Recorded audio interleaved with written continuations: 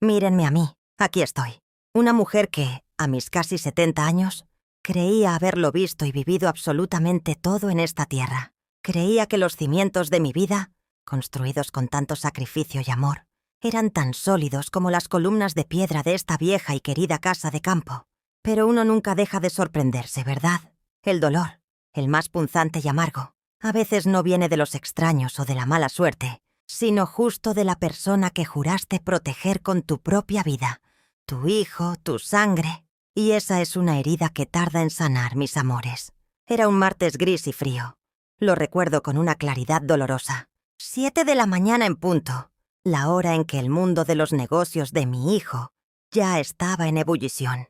Llovía con esa tristeza melancólica que solo la lluvia de otoño sabe traer, golpeando los cristales con una insistencia casi dramática. Yo acababa de salir de la consulta del médico, con un pedazo de papel en la mano, un documento, frío y cruel con un diagnóstico, que sentí que me congelaba el alma por dentro. Era un golpe bajo. Y lo único que deseé en ese instante de terror fue el abrazo fuerte y protector de mi Ricardo, mi niño, al que llamaba mi sol desde que nació. Había crecido para ser un hombre de negocios de gran éxito, de traje impecable y corbata de seda, con un despacho minimalista en el piso 20 de un rascacielos reluciente. Se había casado con María José, una mujer guapísima y pulcra, siempre a la moda, pero que, para ser sincera, tenía un brillo en los ojos que a veces me parecía un poco calculador y distante. Esa ambición se notaba hasta en el aroma de su perfume francés, un olor a éxito frío. Yo no podía conducir. Estaba temblando de pies a cabeza, y las lágrimas se acumulaban en el borde de mis ojos, amenazando con desbordarse. Así que, con el papel apretado, tomé un taxi directo a su elegante casa en las colinas, un palacio de cristal y concreto. Necesitaba sentarme en su sofá, contarle el diagnóstico, desahogarme con él sin filtros. Sabía que él me consolaría, o eso creía yo, con la fe ciega de una madre. Después de todo, yo era su madre, la que le había limpiado las rodillas raspadas, la que había vendido algunas joyas para su primer año de universidad y la que había velado sus noches de fiebre alta sin dormir. Llegué sin avisar, lo cual sé que es de mala educación, pero la urgencia de la vida o la muerte no pide cita. Timbré. Abrió la puerta. María José, con el ceño fruncido, envuelta en una bata de seda color perla que hacía juego con su perfecta manicura. El delicioso olor a café tostado, ese aroma que siempre me trae recuerdos de mi difunto esposo, flotaba en el aire, pero no consiguió consolarme ni un poco. El ambiente en el recibidor se sentía tenso, denso, como si hubieran estado en medio de una discusión importante o un malentendido. «Teresa, ¿qué haces aquí a estas horas? Sabes que Ricardo tiene una junta importantísima en menos de una hora. Está preparándose, dijo ella sin invitarme a pasar del todo, como si yo fuera una vendedora ambulante. Su tono no era de bienvenida, sino de un evidente reclamo por interrumpir su mañana perfecta. Noté cómo apretaba los labios, un gesto de impaciencia que me indicaba lo poco que le importaba mi presencia. Su mirada, de arriba abajo, me hacía sentir una intrusa en su castillo. Yo intenté forzar una sonrisa, aunque mi boca temblaba incontrolablemente. «Vengo del médico, querida. Necesito hablar con Ricardo un momento. Es realmente urgente. No es sobre una junta, María José, es algo de vida o muerte, te lo aseguro», le dije en un susurro, sintiendo que ese nudo temido se me formaba en la garganta, ese nudo que anuncia las lágrimas que, por orgullo y dignidad, una madre se niega a derramar en público. En ese momento exacto, apareció Ricardo en el umbral que daba a las escaleras, impecable en su traje azul marino, recién afeitado y oliendo a una costosa loción. Me vio de pie en la puerta, y en su rostro noté primero el asombro, y luego algo más. Algo que me dolió más que el diagnóstico en sí. Impaciencia mezclada con una pizca de visible vergüenza por mi presencia no anunciada. Era como si mi simple existencia lo incomodara en su burbuja de perfección. «Mamá, ¿qué pasa? ¿Por qué diablos no llamaste primero? Sabes lo ocupado que estoy en las mañanas». Su voz era firme, autoritaria, con el tono de un jefe que le da una reprimenda a un subalterno, no con el cariño de un hijo. Y ese tono, mis amores, me atravesó el pecho como una daga helada. ¿Cómo se atrevía a hablarle así a su madre? Yo que no le había pedido nada, ni un vaso de agua. En años. Me sentí profundamente humillada en ese instante. Le pedí pasar con un simple movimiento de cabeza. Me senté con una dificultad que no era solo física en un sillón de cuero blanco, demasiado moderno y frío para mi gusto. Con manos que no paraban de temblar, saqué el informe clínico del bolsillo de mi abrigo de lana gris. Lo sostuve como si fuera una bomba a punto de estallar. Las manos me temblaban tanto que casi se me cae al suelo, un suelo de mármol pulido que reflejaba la luz triste de la mañana. Ricardo, hijo mío, me han diagnosticado una dolencia delicada y el tratamiento será muy invasivo y debilitante. Comencé, y las palabras se me atoraron en la boca, como si fueran arena. Él me miró con una expresión que intentaba con todas sus fuerzas parecer de profunda preocupación, pero que, a mis ojos de madre, se veía forzada, ensayada, como si estuviera leyendo un guión. María José, mientras tanto, se cruzó de brazos con rigidez, apoyada en el marco de la puerta de la cocina, observándonos como si estuviéramos en una película de bajo presupuesto.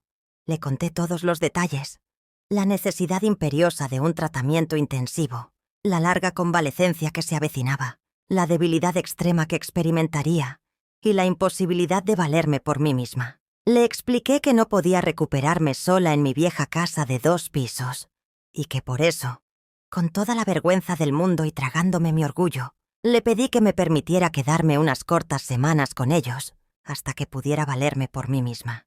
Un silencio pesado, denso, casi irrespirable, se instaló en la sala de estar. Solo se oía el tic-tac ensordecedor de un reloj de pared demasiado grande y el sonido, distante y rítmico, de la lluvia golpeando los enormes cristales de las ventanas. Ricardo no me miraba a los ojos. Miraba nerviosamente sus zapatos italianos lustrados, luego a María José, en busca de apoyo, y volvía a mirar el suelo. Su silencio era la respuesta que no quería escuchar. «Mamá, entiendo perfectamente que es algo grave. De verdad que lo lamento», dijo él, frotándose la sien con un gesto de fastidio, como si yo le estuviera causando un fuerte dolor de cabeza, una molestia inoportuna, no una profunda pena. «Pero sabes que mi vida es increíblemente complicada ahora mismo. El trabajo me consume, tengo que viajar constantemente, y esta casa no está adaptada para alguien convaleciente, lo sabes». «¿No está adaptada, Ricardo?» «Tienen un baño completo en la planta baja, y yo solo necesito la habitación de huéspedes por unas pocas semanas. Estaré tranquila. Seré invisible si lo deseas. No seré una carga. Te lo juro por la memoria de tu padre», le rogué, sintiendo que mi voz se hacía pequeña, humillante, casi un chillido. Me sentía una mendiga rogando por caridad a mi propio hijo. Fue María José la que finalmente habló, con esa voz dulce pero con un filo cortante que solo las malas personas saben usar. «Teresa, míralo desde nuestra perspectiva, por favor. Esta es una casa de adultos, nuestro espacio, nuestro santuario de paz. ¿Y la privacidad, Teresa? No es un hospital, es un hogar con reglas. ¿Te imaginas la interrupción que sería un proceso así aquí? Ella había dicho nuestro espacio, y no es un hospital. Yo, que había dedicado 20 años a criar a mi hijo sola, después de la muerte trágica de mi esposo, que había vendido mis últimas joyas de valor para que pudiera terminar su carrera, ahora era vista como una intrusa, una paciente indeseada que amenazaba su estilo de vida perfecto. Mi corazón se hizo añicos. Ricardo no la corrigió, ni hizo el más mínimo intento. Por el contrario, asintió levemente con la cabeza, confirmando con ese gesto cada una de las palabras crueles y egoístas de su esposa. En ese momento sentí que la habitación entera giraba a mi alrededor. No era el diagnóstico médico lo que me iba a matar, sino la decepción abismal de mi propio y amado hijo. «Mamá, lo más sensato es que contrates a una enfermera profesional a tiempo completo. O, mejor aún, que busques un lugar especializado donde te cuiden bien», dijo Ricardo. Y luego, con una frialdad propia de quien despide a un empleado que ya no es útil, soltó la frase que me rompió por dentro, la que grabó la herida a fuego. «Te irás a un sitio donde te cuiden bien. Aquí simplemente no es posible que te quedes. No tengo ni el tiempo ni el espacio mental para manejar esto. Sinceramente, me echó así, con un simple movimiento de manos y un pañuelo de seda. Literalmente, me echó de su lujosa casa cuando estaba enferma, rota y completamente asustada.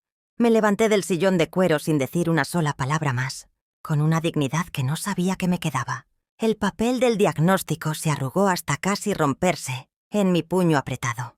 Ya no veía la lluvia en el exterior. Solo veía el rostro impasible y cruel de mi hijo y el de su esposa. Le dije a mi taxi que me llevara de vuelta a mi antiguo barrio, a la casa. Lloré en silencio todo el camino, aferrada a mi bolso como un náufrago a un trozo de madera en medio de la tormenta. Pero en medio de ese dolor insoportable, algo se encendió en mi interior. No era odio, sino la llama purificadora de la dignidad. Si mi hijo me había dado la espalda de esa manera, yo encontraría mi propio camino. Sin él. No volví a llamarlo. No le dije a nadie dónde estaba. Me instalé en la pequeña, sencilla y soleada casa de campo de mi hermana Carmen, en un pueblito escondido en las montañas. Carmen, mi alma gemela, la única mujer que siempre me ha acogido sin preguntas, sin reproches y con un amor incondicional. Ella se convirtió, de la noche a la mañana, en mi refugio seguro. Carmen no solo me dio un techo para pasar las noches, mis queridos.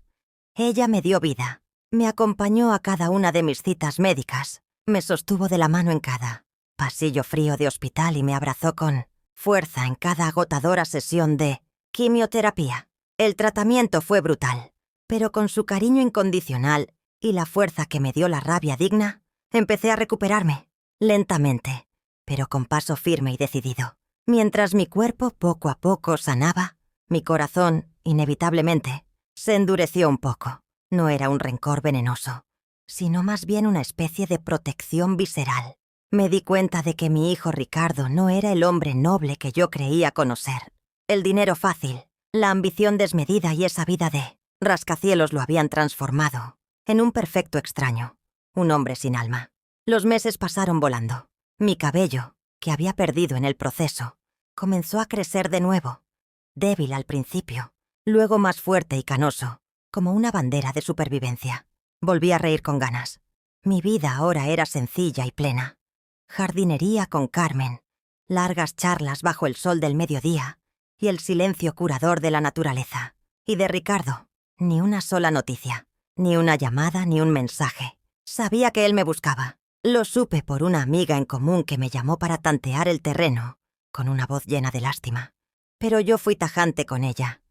Dile a Ricardo, con mis propias palabras, que cuando me necesite, ya no estaré en el lugar que él cree que debo estar. Que aprenda por la mala a valorar lo que tiene o lo que tuvo, antes de perderlo para siempre. 1 año y medio después del fatídico martes, estaba completamente curada. Mi doctora, una mujer joven y de ojos vivaces, me dio el alta definitiva con una sonrisa radiante. Me recordó la importancia de vivir cada día con intensidad y sin remordimientos. Le di las gracias y regresé a casa de Carmen con el corazón ligero y mi dignidad intacta. Fue entonces, justo cuando la vida me había dado la segunda oportunidad, cuando decidió empezar a darle a Ricardo la lección que, sin duda, tanto merecía. Una lección que no vino con gritos ni reproches de su madre, sino con el silencio ensordecedor de la caída libre, esa que te quita todo de repente, sin avisar. Un día Carmen me pasó el periódico de la capital, un periódico económico que nunca leíamos. El titular era enorme y me hizo sentir un escalofrío de justicia. Escándalo de fraude. Cae importante corredor de bolsa.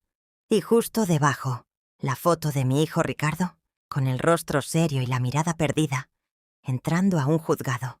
Al parecer, Ricardo se había involucrado en negocios turbios, una serie de inversiones fraudulentas que lo habían llevado a la bancarrota total. No solo había perdido su gran fortuna en un par de semanas, sino que enfrentaba cargos legales graves. El rascacielos de su orgullo se había derrumbado por completo. Sentí una punzada, sí, pero no era de pena o lástima, sino de una profunda y merecida justicia. La vida tiene estas formas tan poéticas de equilibrar la balanza kármica. Él había perdido su espacio y su preciada privacidad, de la manera más cruel y pública, por la ley y la vergüenza social. Supe por la misma amiga que María José, la de los ojos calculadores y el perfume caro. No soportó ni un día la humillación del escándalo. Lo abandonó al mes de empezar el caos. llevándose consigo absolutamente todo lo que pudo. Dejó a Ricardo solo en la casa ahora embargada, vacía y fría. Un fantasma de lo que fue. La casa de las colinas fue embargada y vendida en remate. Ricardo se encontró solo, sin los amigos oportunistas que tenía, sin dinero en sus bolsillos, sin esposa, sin la fama hueca que le había dado su estatus social. Había perdido su orgullo y, en el proceso, su humanidad.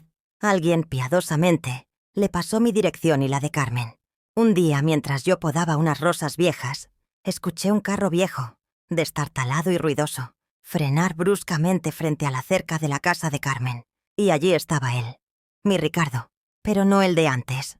Estaba demacrado, con una barba descuidada de varios días y una camisa que parecía no haberse lavado en una semana. Sus ojos, antes llenos de ambición y arrogancia, ahora estaban cargados de una tristeza profunda, de arrepentimiento sincero, de una súplica desesperada y silenciosa. Bajó del auto y caminó lentamente hacia mí, con la cabeza gacha. Yo me quedé quieta, con las tijeras de podar en la mano, esperando. El aire de la tarde se cargó de tensión. Carmen discretamente se metió en la casa, cerrando la puerta con suavidad, dejándonos solos en el jardín bajo el sol que caía. «Mamá», me dijo al llegar a mi lado.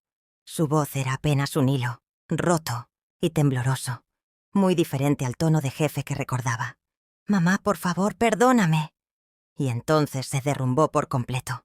Se puso de rodillas sobre el césped recién cortado y lloró. No lágrimas de cocodrilo, sino un llanto desgarrador, de niño perdido y abandonado. Lo dejé llorar un buen rato. Yo no podía moverme ni hablar. Lo veía allí, humillado.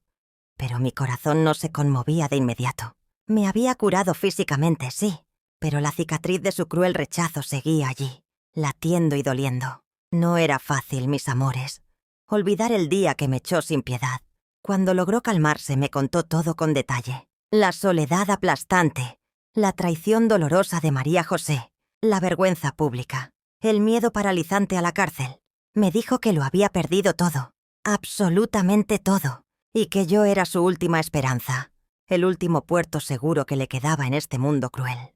Necesito quedarme aquí, mamá, solo por un tiempo, mientras se resuelve mi situación legal. Mamá, no tengo absolutamente a dónde ir, no tengo nada ni un peso. Te lo ruego de rodillas, me suplicó, con la cabeza hundida entre sus manos. La ironía de la vida me golpeó con una fuerza inmensa. Él estaba pidiéndome exactamente lo mismo que yo le había pedido a él. Era mi momento. Yo tenía el poder absoluto de rechazarlo, de soltarle la misma frase cruel y fría que él me había soltado a mí, palabra por palabra. Aquí, simplemente no es posible que te quedes. No tengo ni el tiempo ni el espacio para esto. Pero miré sus ojos hinchados y recordé al niño indefenso que fue. «Levántate de ahí, Ricardo», le dije con voz firme, sin una pizca de emoción aparente. Él se levantó torpemente. Lo miré de arriba abajo. «No te voy a decir que te perdono de inmediato. El perdón se gana con actos, hijo, no se pide, y ya está. Pero soy tu madre, y un techo y un plato de comida nunca se le niegan a un hijo, por más errores garrafales que haya cometido en la vida». Lo dejé quedarse, pero con mis reglas. Carmen le asignó el pequeño cuarto de herramientas que habíamos convertido en un estudio improvisado. Le pusimos una cama sencilla, una mesa humilde y un buró viejo.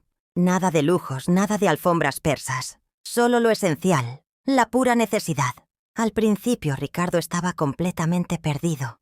No sabía hacer nada útil. Esperaba que yo le sirviera la comida en la cama, que le lavara la ropa con detergente especial.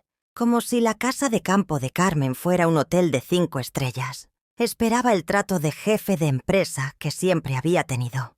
Pero yo no se lo di, por supuesto que no. Aquí en el campo se come a las 2 en punto. Ricardo, y el que llega tarde a la mesa, come frío y sin quejas, le dije con autoridad. Y tú vas a lavar tu propia ropa, no soy tu sirvienta. Necesitas aprender de nuevo a vivir, hijo, a valorar el esfuerzo y la humildad.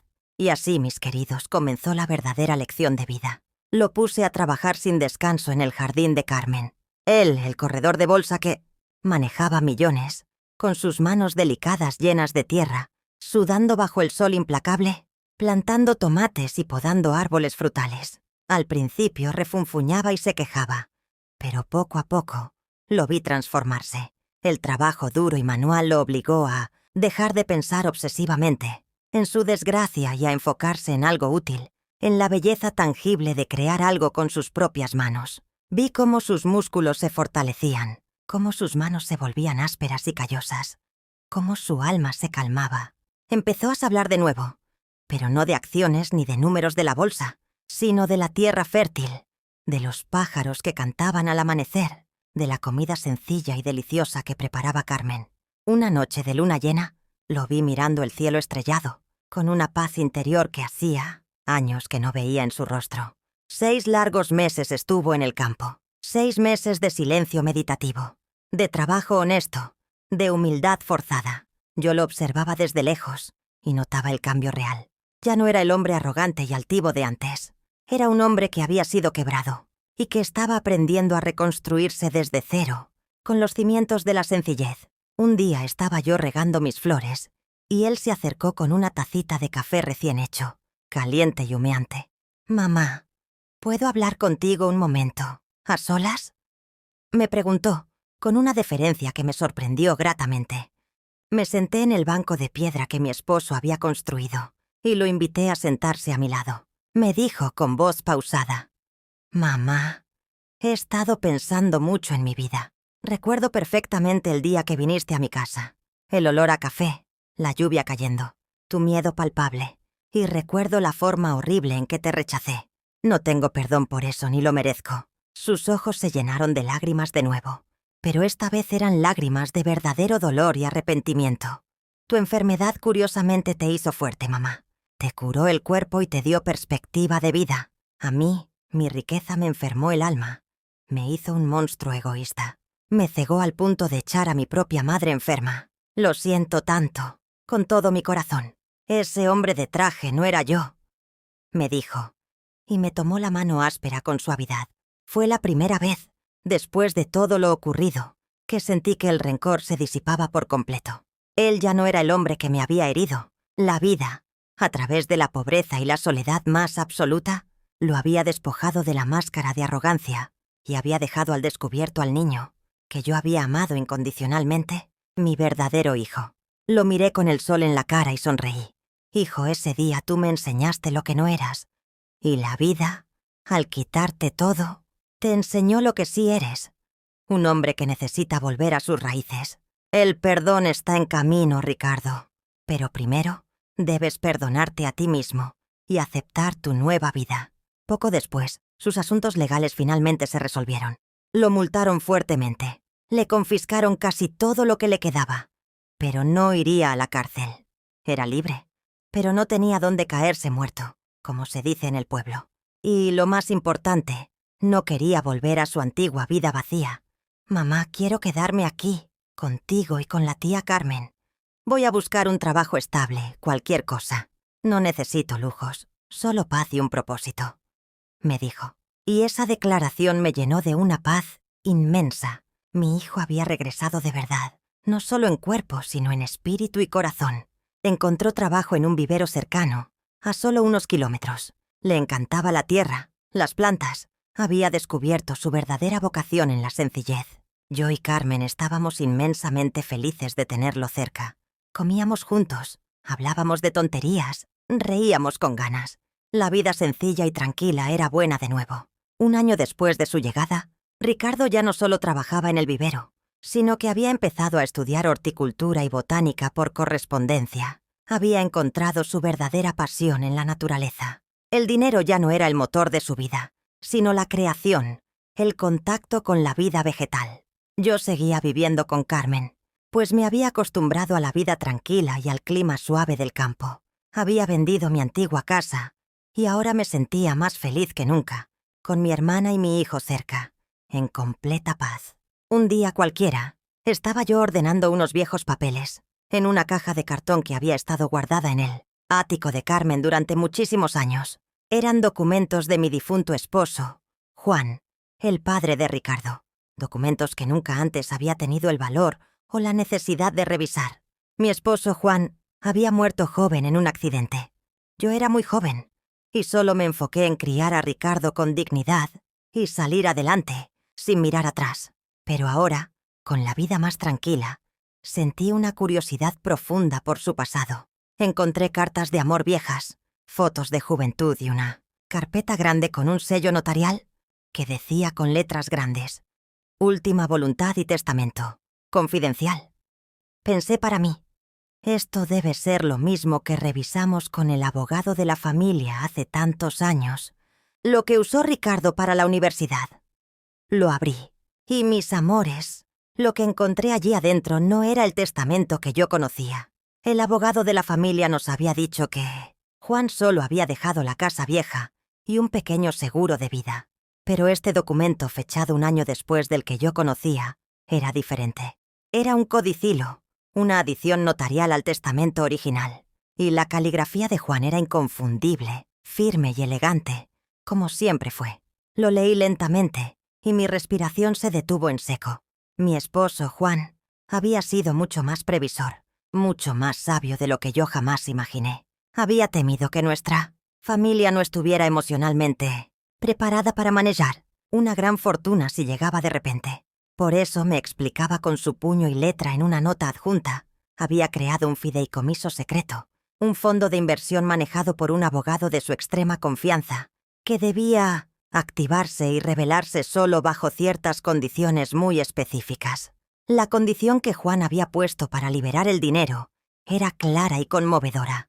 Este fideicomiso solo debe ser revelado a mi esposa, Teresa, cuando ella tenga 70 años cumplidos, y solo si mi hijo, Ricardo, ha demostrado ser un hombre de bien, con un corazón humilde y sin la mancha de la ambición desmedida y el egoísmo. Me reí y lloré al mismo tiempo. ¡70 años! Estaba a solo unos meses de cumplirlos. Y lo más importante, Ricardo se había transformado. Había perdido todo, pero había ganado su alma. La condición se había cumplido a la perfección. La vida no solo le había dado una lección a él, sino también una prueba de fuego. Llamé inmediatamente al abogado cuyo nombre aparecía en el documento. Era un hombre anciano y muy discreto que, al escucharme, solo dijo: «Doña Teresa, he estado esperando esta llamada por más de 20 años». Su esposo era un hombre excepcional y muy sabio. Me reuní con él en su despacho, un lugar antiguo con olor a libro y a madera. Me explicó que el fideicomiso había crecido durante 2 décadas de forma exponencial, gracias a excelentes gestiones. No era una fortuna pequeña, era la fortuna. El dinero que Juan nunca quiso que nos cegara. La cantidad era asombrosa, mis queridos. Millones. Suficiente para vivir con lujos y holgura por el resto de nuestras vidas. Y para ayudar a muchísimas personas. Un legado de amor, prudencia y sabiduría, guardado en un silencio absoluto. El abogado me miró por encima de sus lentes y me dijo: «Doña Teresa, la decisión final es totalmente suya. El dinero está a su nombre legal. Y si quiere, puede dárselo a su hijo o a quien desee. Pero el deseo principal de su esposo era que lo usaran para hacer algo noble y útil». Me quedé en un silencio profundo, pensando en Ricardo, en el hombre que era ahora, de manos curtidas, que hablaba con cariño de sus tomates. Pensé en el Ricardo de antes, el de la corbata y el corazón frío. No había duda. El de ahora era el hombre digno de este legado. Pero la historia no podía acabar con un simple: «Aquí está el dinero, hijo», ¿verdad? Doña Teresa es un poco dramática, lo sé. Quería que Ricardo entendiera la magnitud de la lección que había aprendido, que sintiera que la vida, al quitarle todo lo superficial, le había dado la oportunidad de ser quien realmente estaba destinado a ser. Así que ideé un plan. Le pedí al abogado que mantuviera el secreto unos meses más, hasta que yo cumpliera mis 70 años. Le dije que quería preparar la casa de mi antiguo pueblo para una celebración familiar. Inolvidable. Ricardo no sospechaba absolutamente nada. Seguía feliz en el vivero. Carmen y yo solo hablábamos de los preparativos de mi cumpleaños, el gran evento familiar.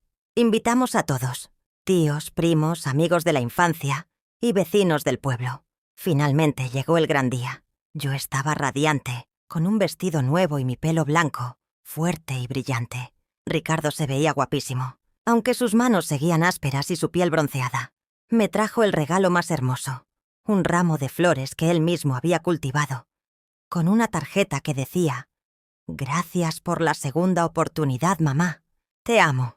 Había música folclórica, comida deliciosa preparada por Carmen, risas sinceras. Era una fiesta alegre y sencilla, llena de un amor genuino. En medio del brindis, me paré con la copa en la mano y pedí un silencio total. Miré a Ricardo, que estaba al frente, sonriendo con paz. Quiero agradecerles a todos, de corazón, por estar aquí hoy.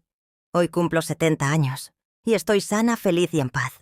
Pero sobre todo, quiero agradecerle a mi hijo Ricardo por haberme enseñado la lección más importante de toda mi vida. Dije, y la gente me miró con una curiosidad palpable. Vi el desconcierto en el rostro de Ricardo. Él pensó que iba a hablar de mi enfermedad, de cómo me había echado. Pero yo sonreí con dulzura y continué con mi discurso, que ya había ensayado 1000 veces en mi mente, con cada palabra cargada de significado. Gracias, Ricardo, por el día que me echaste de tu casa, el día que más te necesitaba en la vida, dije, y se hizo un silencio sepulcral en todo el salón. Su rostro palideció, y vi cómo sus ojos se llenaban de lágrimas de vergüenza y culpa.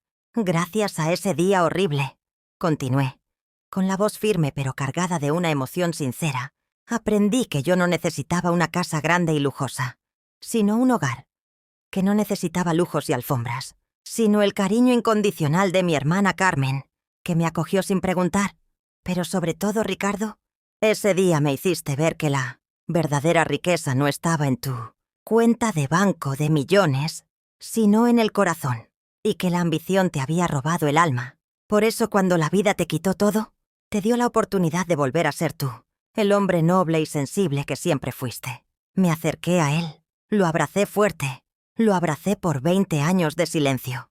Hijo, te perdono por completo, y me siento orgullosa, inmensamente orgullosa, del hombre que eres hoy, el que ama la tierra y la sencillez, el hombre que, en lugar de dinero, me regala flores cultivadas por él mismo. Él lloró en mi hombro, un llanto de alivio, arrepentimiento y liberación.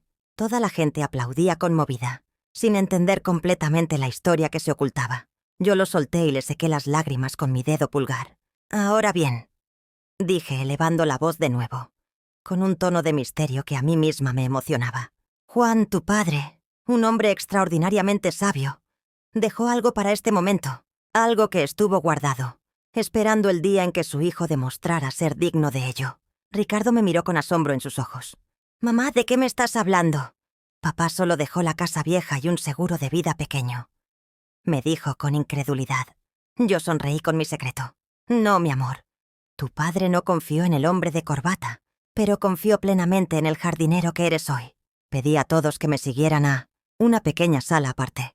Allí estaba el abogado de Juan, vestido de manera impecable, con un maletín de cuero en la mano, y él en ese momento entendió que algo muy grande, algo trascendental, estaba sucediendo. El abogado, con voz formal, comenzó a leer el codicilo de Juan, palabra por palabra. La gente escuchaba atenta, sin entender muy bien qué significaba. Fideicomiso y condiciones de activación. Pero la tensión y la expectativa eran palpables. Finalmente, el abogado cerró el documento con un golpe seco y me miró. Doña Teresa, la condición estipulada se ha cumplido. A partir de hoy, usted es la única heredera y administradora de un fondo millonario que su esposo creó hace 20 años. El abogado abrió el maletín y sacó una carpeta gruesa de documentos bancarios. Señor Ricardo y a todos los presentes, la fortuna que su padre protegió durante años del mal uso asciende a la cifra de... y nombró la cantidad exacta. Un número que resonó en el silencio de la sala como un trueno en la noche. Ricardo se quedó mudo, completamente paralizado. Los ojos de todos se abrieron con asombro e incredulidad. Sus primos y tíos se acercaron en masa. Mi hijo, el hombre que había perdido todo, ahora era testigo de una fortuna que nunca supo que existía. Un regalo que venía de la tumba de su padre. Se acercó a mí, tambaleándose un poco sin creerlo. Mamá, ¿es cierto todo esto? ¿Por qué nunca me dijiste nada? ¿Por qué no lo usamos cuando tú estabas enferma? Cuando yo estaba en la bancarrota, me preguntó con el rostro desencajado. Yo sabía a qué se refería. Porque tu padre sabía que el dinero fácil no trae felicidad, Ricardo. Solo trae el orgullo y el egoísmo que te hizo echarme de tu casa. Esto no es un premio por tu desgracia. Es una recompensa merecida por tu transformación y tu humildad, le expliqué con ternura. Y aquí viene, mis queridos y amados seguidores, la parte que nadie, absolutamente nadie, esperaba. La gran sorpresa que doña Teresa guardó en su corazón durante un año. El secreto que le dio un giro completo a esta historia. La frutilla del postre de la justicia divina. El regalo final de Juan. Pero hay un último detalle, hijo mío, le dije a Ricardo, tomando su mano y haciendo una pausa dramática. Tu padre era un hombre muy sabio. Él sabía que yo no iba a necesitar el dinero para vivir, porque yo ya tengo a Carmen y esta vida sencilla, la verdadera fortuna, la que él quería que tú tuvieras, la guardó en un lugar que nunca hubieras sospechado mientras eras rico y orgulloso. Le hice un gesto a Carmen, y ella entró en la sala con una caja de madera antigua, de esas que se usan para guardar herramientas de jardinería. Ricardo se quedó helado al verla. Esta caja, la usé para guardar mis palas, mamá, cuando me echaste de tu casa y te fuiste. La encontré abandonada en tu garaje y la traje al campo. Me dijo con un hilo de voz. Ábrela, hijo. Le ordené con una sonrisa llena de lágrimas. Él la abrió con manos temblorosas. Y allí, debajo de un puñado de tierra seca y algunas herramientas oxidadas, había un compartimento secreto, que solo la humildad le había permitido descubrir. Y dentro no había dinero, sino un único pergamino amarillento y antiguo. Lo desplegó y lo leyó ante todos. Estaba escrito de puño y letra por Juan, su padre, y decía: Mi amado hijo Ricardo, la verdadera herencia no es el dinero de la bolsa, sino el conocimiento y el trabajo honesto. Este pergamino es el contrato de propiedad del vivero donde trabajas. Eres el dueño legal. El fideicomiso de millones es de tu madre, para que ayude a los demás. El vivero es tu verdadero legado. Y ahora, tu vida. Úsalo con humildad y sé feliz. Atentamente, tu papá. Y así, mis corazones. Ricardo entendió la lección. La vida le había quitado el oro para regalarle la tierra. Si esta historia de amor, arrepentimiento y justicia divina les tocó el alma, no duden ni un segundo en dejar su me gusta y compartirla con quienes más aman. Suscríbanse al canal y activen la campanita de notificaciones para que no se pierdan ninguna de las conmovedoras historias de doña Teresa. Gracias por escucharme hasta el final.